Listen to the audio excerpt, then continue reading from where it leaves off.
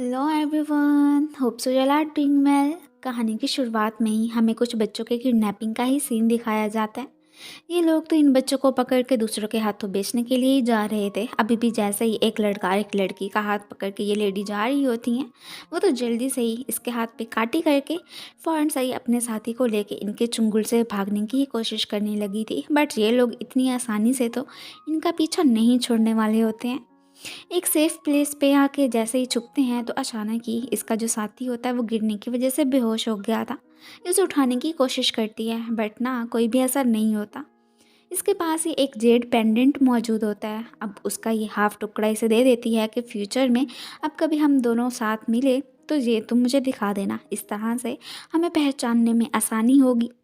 अब ये गुंडे के हाथों हमारी क्यूट सी हीरोइन तो लगी गई थी। अब वो जैसे इसका गला दबाने की कोशिश करता है तो चीख चीख के ये बेचारी तो म्यूट ही हो जाती है। इसके हलक से तो अब आवाज़ ही नहीं निकल रही थी। अब ये सारा सीन तो चुपके चुपके से हमारा हीरो, जिसका नाम के गुचुआन है, वो भी देख ही रहा था। लेकिन इसने उसे बाहर निकलने से मना किया था तो वो वहाँ से चला जाता है। इसी के साथ ही ये सीन तो यहीं पे कट ही हो जाता है। अब नेक्स्ट ही हमें हमारी क्यूट सी फीमेल लीड ही नुआन नुआन को दिखाया जाता है, जो कि अब काफ़ी बड़ी हो चुकी थी। वह यहाँ पे डैड तो उसे एक बहुत ही बड़े बिजनेसमैन के घर के बाहर ही लेके आए होते हैं कि तुमने इनके साथ वन नाइट स्टैंड किया था ना, अब पैसे वगैरह लेके ही यहाँ से निकलना, और वैसे भी तुम्हें तो अब उसकी वाइफ बन ही जाना चाहिए, समझी तुम। वो तो एक ग्रीडी किस्म का बंदा होता है ना, इसे वहाँ पे छोड़ के खुद चला ही गया था। ये अपने पास मौजूद पेंडेंट को ही देखने लगी थी कि मैंने तो प्रॉमिस किया था ना अपने मिस्टर स्टोन से कि मैं उसी से ही शादी करूँगी, बट अब क्या कर सकती हूँ, मेरी भी मजबूरी है। अब यहाँ पे इसका वेलकम करने के लिए ही हमारे हीरो गूचुआन की ही एक मैनेजर मौजूद थी, जिसका नाम के शन होता है। उसे तो इसका आना बिल्कुल भी पसंद नहीं आया था। एक्चुअली में वो खुद जो गुआन को पसंद करती है। इसे ही ला के एक रूम में ही कहने लगी थी कि तुम यहाँ पे स्टे कर सकती हो। वेल, ये तो था गुचुआन का रूम। अब वो इतनी आसानी से तो अपने रूम में किसी को आने नहीं दे सकता था, और ये सब कुछ जानबूझ के ही इस शैन मैडम ने किया होता है कि वो तो आते ही इसे घर से बाहर निकाल देगा। मैं यही तो चाहती हूँ। अब तभी हमारे हीरो की भी एंट्री हो ही जाती है, जिसके पास के अभी तक वो पेंडेंट मौजूद था कि बस मुझे एक दफ़ा वो लड़की मिल जाए, मैं ज़रूर, उसने मुझे प्रोटेक्ट करने की कोशिश की थी, मैं भी बस सारी ज़िंदगी के लिए ही उसे प्रोटेक्ट करना चाहता हूँ, उससे शादी करूँगा। अब जैसे ही घर में आके अपने रूम का डोर ओपन करता है तो सामने से ही हमारी क्यूट सी फीमेल लीड को देख के गुस्सा ही करने लगा था कि मैंने तो अपने रूम में आने की इजाज़त किसी को भी नहीं दी, और तुम कौन होती हो यहाँ पे आने वाली। ये उसे एक्सप्लेन करना तो चाहती थी। अब चूंकि उसे ये साइन लैंग्वेज नहीं आती है तो वो कहाँ समझने वाला होता है। उल्टा इसे वहाँ से जाने को ही बोलने लगा था। अब यही सारी बातें सुनती सुनती ऊपर से शन की एंट्री हो जाती है। वो तो यही कहने लगी थी कि मैंने तो इसे मना किया था कि इस रूम में नहीं जाना, और देखो जानबूझ के ही आ गई है ना। अब ये तो उसे फ़ौरन ही अपने घर से निकल जाने को ही बोलने लगा था। खैर, उसे तो ये मालूम होता है कि मैंने एक रात इसके साथ स्पेंड की थी, तो इसलिए ही अपना मुआवज़ा मांगने के लिए यहाँ पे आई होगी। वो इस बेचारी को काफ़ी सारी बातें भी सुनाने लगा था, तो अब नुआन नुआन से बर्दाश्त नहीं होता है। वो इसे ज़ोर का थप्पड़ मार देती है, और साथ ही साथ उसे समझाने की कोशिश भी करने लगी थी कि लगता है कि ना तुम्हें कोई मिसअंडरस्टैंडिंग हो गई है, कि तुम भूल गए हो कि उस रात क्या हुआ था। इसी के साथ ही अब हमें फ्लैशबैक का सीन दिखाया जाता है कि कैसे ड्रंक हालत में एक बार में ये जिस रूम में पहुंचा था वहाँ की सफाई नुआ नुआनी कर रही थी। अब ये उसका हाथ पकड़ के उसे वहाँ से जाने नहीं देता और फोर्सफुली किस भी करने लगा था, और बस वही पे इनका वन नाइट स्टैंड हो गया था। यार, इसे तो इसकी कोई बातें सुननी होती नहीं है। उसे धक्का भी दे देता है कि आइंदा के बाद अगर तुम मेरे रूम में गई ना तो फिर मुझसे बुरा कोई नहीं होगा। नीचे गिरने की वजह से ये बहुत ज़्यादा ही हर्ट फील करने लगी थी, लेकिन उसे कहाँ इसकी चिंता होती है। इस बेचारी को एक रूम में ही बंद कर दिया गया था कि तुम्हारी तो यही पनिशमेंट है मेरे रूम में जाने के लिए। ये बेचारी तो बहुत ज़्यादा ही इमोशनल होकर रह गई थी कि काश मुझे मेरा स्टोन मिल जाए तो मैं उसी से ही शादी करूँगी, पता नहीं वो कहाँ पे होगा। मुझे चलो कम से कम इतने दर्द तकलीफ़ तो नहीं बर्दाश्त करनी पड़ेगी ना।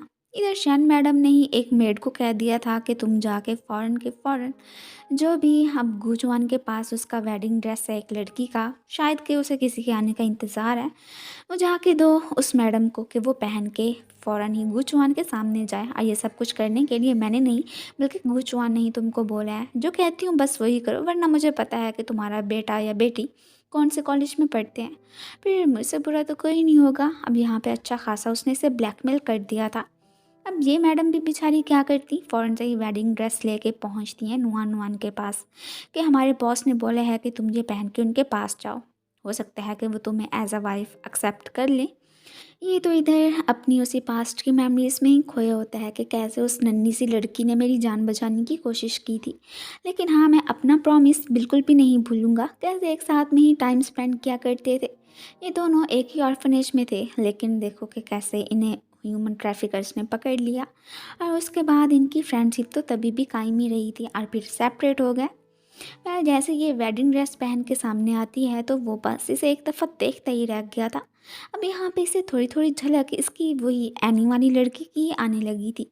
इसकी शक्ल वैसे उससे मिलती जुलती तो है ही सही। अब थोड़ा सा बहक के इसके क्लोज जाके जैसे ही किस करने वाला होता है तो वैसे खुद से दूर कर देती है कि ऐसा करने का सोचना भी मत। अब इसे भी कुछ होश आ ही गया था और बस फिर क्या था, उस पर भड़कना स्टार्ट कर देते हैं कि मैंने तो किसी को भी एक तो अपने रूम में आने की इजाज़त नहीं दी है और ऊपर से ये वाला ड्रेस तो मैंने अपनी फ्यूचर वाइफ के लिए ही बना के रखा हुआ था और तुम इसको पहनने की हिम्मत कैसे कर सकती हो, तुमने ऐसा क्यों किया। या फिर उसे लिख के बताने की कोशिश करती है कि आपने खुद ही तो कहा था कि ये पहन के मैं आपके सामने आ जाऊं और अब मुझे क्यों डांट रहे हैं। बट वो कहता है कि मैंने तो ऐसा कुछ भी करने को नहीं बोला था, फिर भी यही झूठ मूठ की कहानी गढ़ रही हो ना। ये जैसे ही उस मेड पे इसकी नज़र पड़ती है तो उन्हें कहने लगी थी कि आप इन्हें बोले ना कि ये सब कुछ करने के लिए मिस्टर गुआ ने ही कहा था। वो कह देती हैं कि बिल्कुल भी नहीं, मैंने तो नहीं कहा था। अब बस फिर क्या था, इसने तो अभी के अभी ही इसे अपने घर से निकल जाने का ही ऑर्डर दे दिया होता है कि वैसे भी तुम्हारी ये सब कुछ करने की आखिर को हिम्मत हुई तो हुई भी कैसे। यहाँ पे तो कोई भी मानने को तैयार है ही नहीं, तुम तो एक स्कीमिंग कर लो, मेरा दिल जीतने के लिए आई हो। और वैसे भी उस वन नाइट स्टैंड के बाद ही तुम ये सारी हरकतें कर रही हो कि तुम्हें बहुत सारे पैसे मिल जाएंगे और तभी तुम यहाँ से मेरी जान छोड़ोगी, ऐसी ही बात है ना। और यहाँ पे ये उसे जितना भी समझा लेती है वो कहाँ यकीन करने वाला होता है, इस पर बहुत ज़्यादा ही गुस्सा कर देता है। अब यहाँ पे एक ग्लास जो इससे टूट गया था, इसे धक्का देने की वजह से उसकी कुर्चियाँ जैसे इसके हाथ पे लगती हैं तो बेचारी का ब्लड भी आने ही लग जाता है। फ़ौरन से ही ऊपर से शन को बुलाता है कि इस लड़की को यहाँ से निकालो, मैं तो अब आइंदा के बाद इसकी शक्ल भी नहीं देखना चाहता हूँ। वो तो बस इसे घर से निकालने की बात कर रहा था, लेकिन इस मैडम को तो उससे अपना बदला लेना था, सो उसे तो एक मौका मिल ही गया होता है। अचानक ही यहाँ से जाते जाते नुआन नुआन के हाथ से एक छोटा सा धागा गिर जाता है, जिसे कि देखने के बाद इसे समझ आ गई थी कि कहीं जिस लड़की की मुझे तलाश है वो नुआन नुआन तो नहीं है, लेकिन ये बोल क्यों नहीं सकती है। खैर कोई बात नहीं है, इस बात का भी मैं ज़रूर पता चला के रह लूँगा। ये मैडम अब उसे बताने ही लगती है कि देखो पहले भी तुमने मेरा एक प्लान फ्लॉप कर दिया था, बट अब की बार तो मैं ऐसा बिल्कुल नहीं करने दूंगी तुम्हें। इसी के साथ ही अब हमें फ्लैशबैक का सीन दिखाया जाता है कि कैसे इसने उस ड्रिंक में कुछ मेडिसिन मिला दी थी। इसके होते हुए वो ज़रूर मेरे पास आएगा, लेकिन अचानक ही उस रूम में तभी नुआन नुआन सफाई करने के लिए चली गई थी और मिस्टर गुचवान उसके पीछे पीछे, तो इन दोनों की वन नाइट स्टैंड हो गई। सो बस इसी बात का ही तो रिवेंज इस मैडम ने लेना था कि तुम्हारी वजह से ये गड़बड़ी हुई। मैं तो हमेशा ही गुचवान के दिल में अपनी जगह बनाना चाहती थी, बट ना तुम्हारी वजह से तो ऐसा मुमकिन हो ही ना पाया। इस बेचारी को बहुत ज़्यादा टॉर्चर और बुली करने के लिए कुछ आदमियों को भी लेके आई होती है कि जितनी ज़्यादा इसकी ड्रेस फाड़ोगे तुम लोगों को उतने ज़्यादा ही पैसे मिलेंगे। सो जैसा कि उनका ऑर्डर था वो तो बिल्कुल वैसा ही मानते हैं।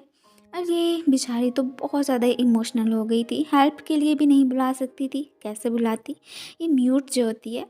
अब यहाँ पे ये मैडम तो अपना गुस्सा उतारने पे ही इस पे लगी हुई होती हैं। इधर अचानक इसके हार्ट में पेन होने लगता है कि मेरे साथ ऐसा क्यों हो रहा है। अब जैसे ही इसे देखने के लिए निकल पड़ा था तो इसकी आवाज़ सुन के अपने आदमियों को फ़ौरन से इसका फेस कवर करने को बोलती है कि गुचवान को ज़रा भी खबर नहीं होनी चाहिए कि हमने इसे यहाँ पे रखा हुआ है, और खुद जाके उसका ध्यान भटकाने की कोशिश करने लगी थी। और तभी इसे असिस्टेंट की कॉल आ जाती है। एक्चुअली में वो भी एक ट्रेटर ही होता है। खैर इसका यहाँ पे ध्यान भटकाने के लिए वो तो एक काम का ही बताने लगा था कि आपको वो करने के लिए जाना चाहिए, लेकिन अभी भी ये थोड़ा सा कंफ्यूज होता है कि कहीं वो एनी कोई और नहीं बल्कि वही तो है। खैर जैसे ही अब इधर मेड्स आके इसे सारी बात का बताती हैं कि कैसे शन उस बेचारी लड़की को टॉर्चर कर रही है, तो ये फ़ौरन से ही उसकी हेल्प करने के लिए पहुंच आया था। पहले तो उसे अपने कोट से कवर करता है एंड देन इन पे गुस्सा करने लगा था कि मैंने बोला था कि इसे घर से बाहर निकालना है, ये नहीं कहा था कि इस बेचारी को यहाँ पे आके इतना ज़्यादा बुली करो और मारो। और वैसे भी मेरे अलावा तुम लोगों की इसे टच करने की हिम्मत भी कैसे हुई। और अपने आदमियों से कह के वो इन्हें अपने घर से ही बाहर निकाल देता है। ये बेहोश हो गई थी तो वो इसे उठा के अपने रूम में ही लेके आ गया था। जिस तरह से वो अब इसका ख्याल रख रहा होता है, तब तो इसका ये वाला गेस्चर हमारी क्यूट सी हीरोइन को तो बहुत ज़्यादा ही पसंद आता है। अभी तक इसे एनी की कोई खबर नहीं मिल रही थी, तो यहाँ पे इतनी ज़्यादा ड्रिंक कर जाता है कि सारी मेड्स ही अब इस बेचारी को कहने लगी थी कि तुम ही जाके रोको ना, हो सकता है कि वो तुम्हारी बात मान लेंगे, क्योंकि अल्कोहल इनके लिए सही नहीं है। ये फ़ौरन से उसे मना करने के लिए आती है तो वो खींच के इसे अपनी क्लोज कर लेता है एंड देन फोर्सफुली किस भी करने लगा था।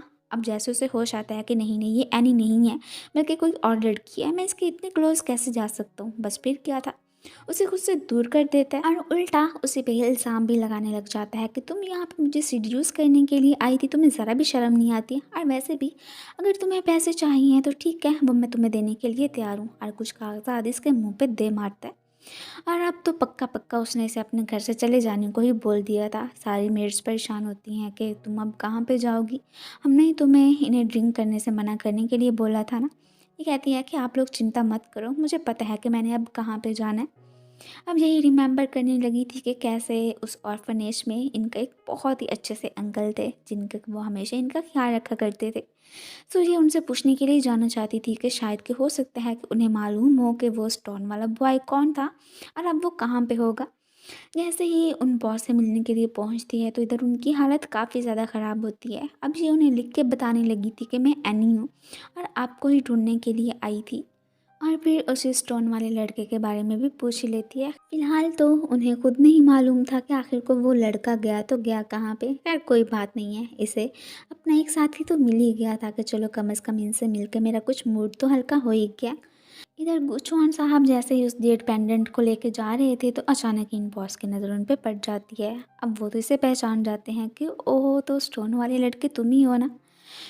अब ये भी जानते हैं कि इस सिटी का सबसे ज़्यादा रिच पर्सन कोई और नहीं बल्कि यही है। और उसे बताने लगे थे कि अभी अभी तुम्हारी जो वो जो बचपन में बेस्ट फ्रेंड हुआ करती थी ना एनी, वो मुझे देखने के लिए आई थी। वो भी काफ़ी ज़्यादा काइंड हार्टेड है, बिल्कुल तुम्हारी तरह।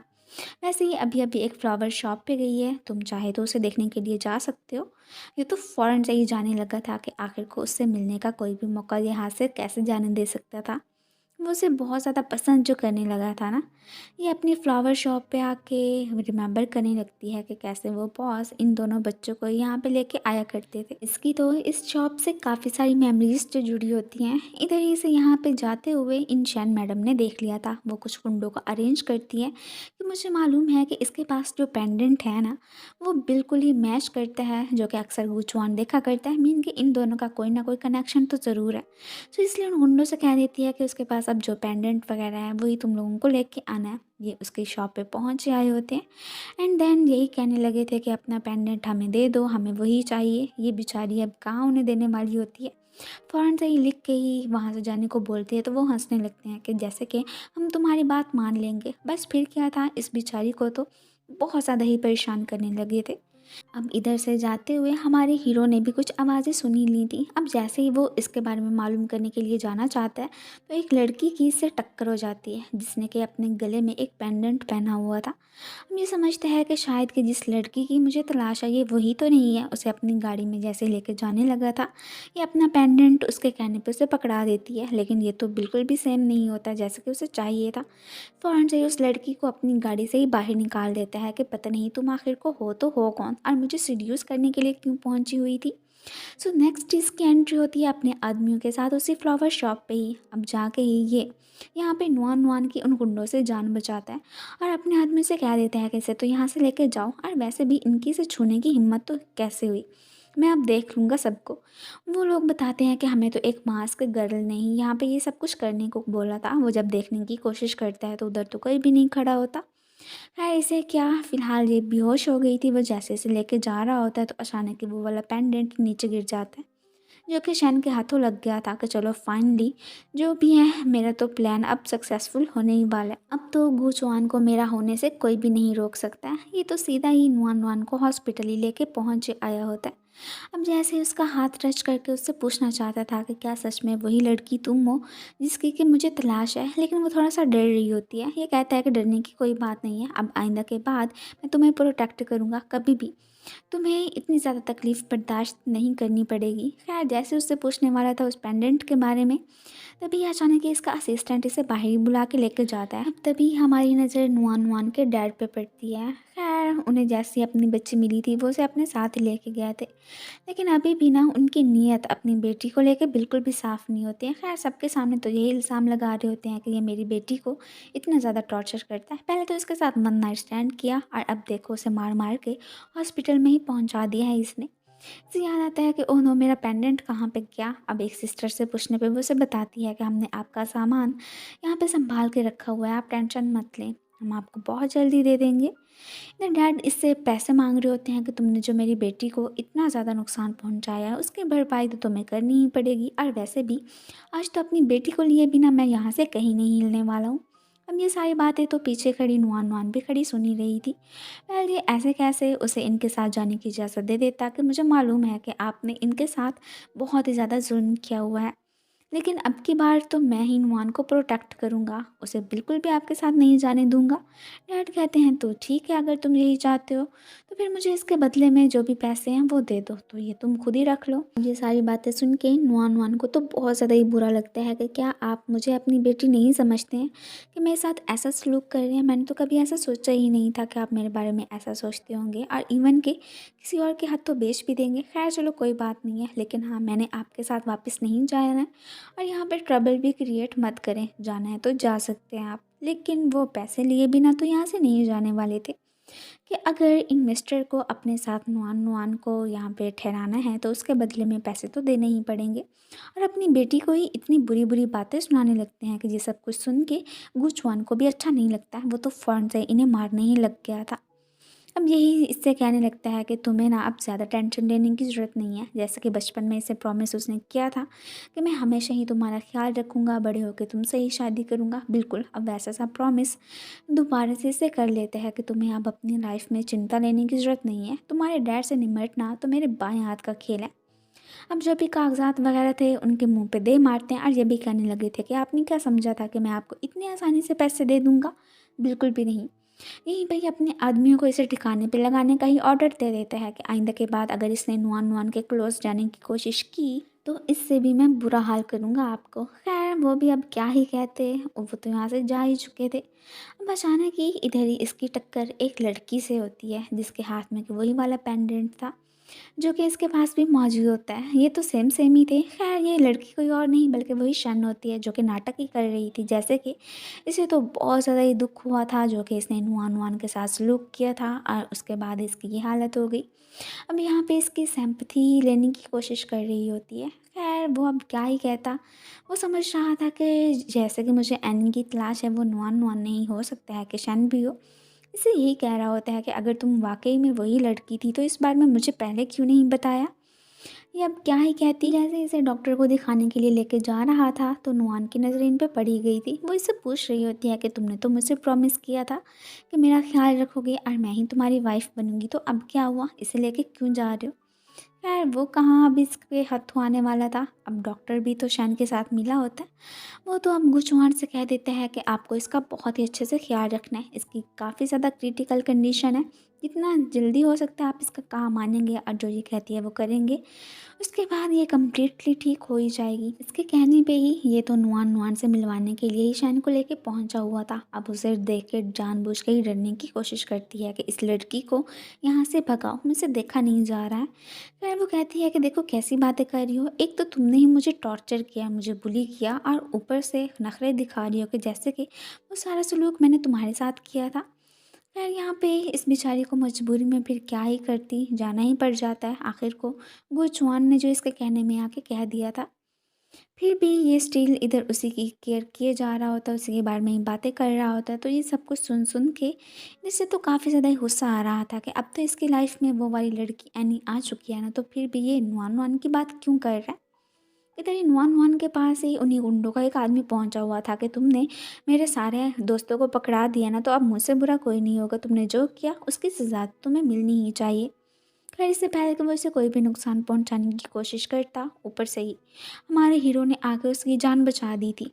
अब ये उसे झूठ बोलने लगता है कि क्या आपको पता है कि उस फ्लावर शॉप में भी जानबूझ के इसने हमें हायर किया था कि हम इसे तंग करेंगे और इस तरह से आप इसकी जान बचाने के लिए आएंगे।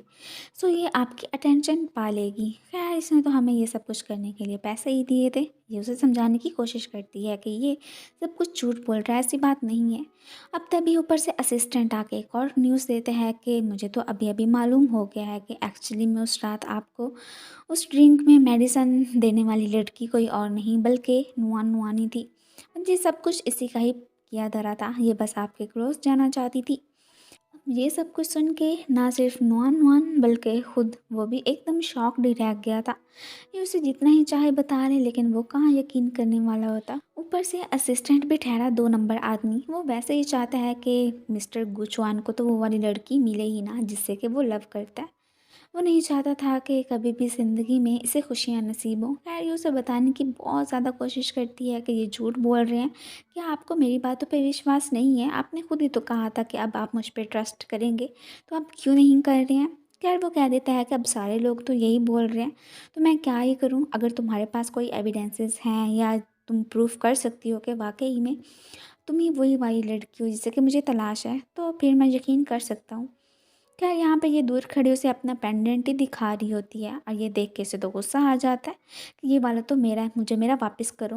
और इसी बीच ही वो इसे धक्का दे देता है कि तुम्हें ईशान को कुछ भी कहने की ज़रूरत नहीं है, और वैसे भी वो तो अब इतनी दूर खड़ी हुई है ना, तुम्हें कुछ कह तो नहीं रही है। ये बेचारी तो बहुत ज़्यादा ही घबरा गई थी कि एक तो मेरा पेंडेंट मेरे सामान में नहीं है, वो शैन ले चुकी है, अब मैं क्या करूँगी, अब कैसे अपने मिस्टर स्टोन को ढूंढ पाऊँगी। खैर तभी नर्सेज आके इसे बताती हैं कि आप प्रेग्नेंट है। ये सुन के इसे तो एकदम धचका ही लग जाता है कि क्या मैं प्रेग्नेंट हूँ। खैर ये किसी और के नहीं बल्कि गुजवान के ही बच्चे की माँ बनने वाली थी। इसका उसके साथ वन नाइट स्टैंड जो हुआ था, अब यही सोच रही होती है कि क्या इस बारे में मुझे उसे बता देना चाहिए, लेकिन मैंने तो वही मिस्टर स्टोन से ही शादी करने का सोचा था, अब ये क्या हो गया। खैर मैं अब क्या ही कर सकती हूँ।